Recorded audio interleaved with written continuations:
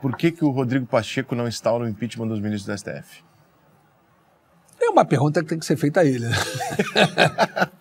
Na verdade, durante o período que eu era presidente da Câmara, também tinha pedido de impeachment do Procurador-Geral da República. E, no entanto, o Renan não deu andamento, deveria ter dado.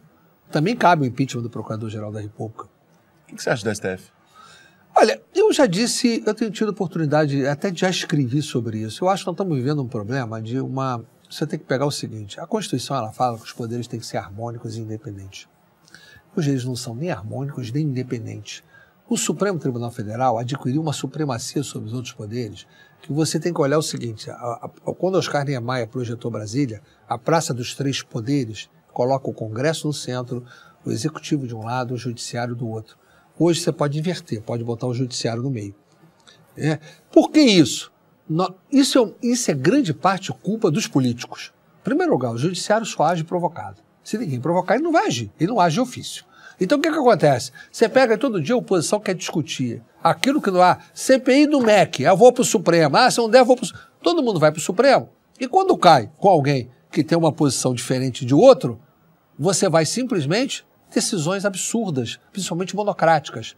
Então, além de você ter um problema dos políticos o provocarem e usarem o Supremo para resolver as pendências políticas, nós temos um poder monocrático dado para cada ministro, cada um é como se fosse uma ilha.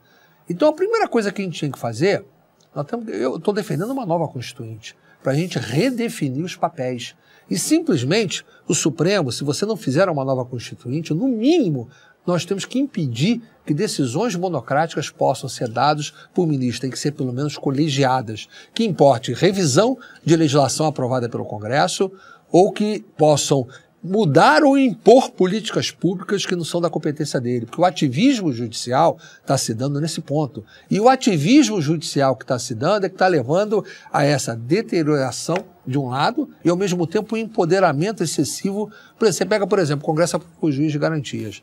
O Fux deu uma liminar para suspender e está aí há 3 anos e não traz a liminar para ser levado para o plenário do Supremo. Você acha que a gente está sendo mais governado pelo STF do que pelo Bolsonaro? Eu acho que a prática está nos levando a que o Supremo Tribunal Federal tem uma supremacia sobre os outros poderes. Não é só sobre o Bolsonaro, não, é sobre os poderes. Eu acho um absurdo o ministro do Supremo dizer o seguinte, o governo faz uma política pública e não pode fazer. Ou determinar que ele faça uma política pública, e não foi eleito para isso.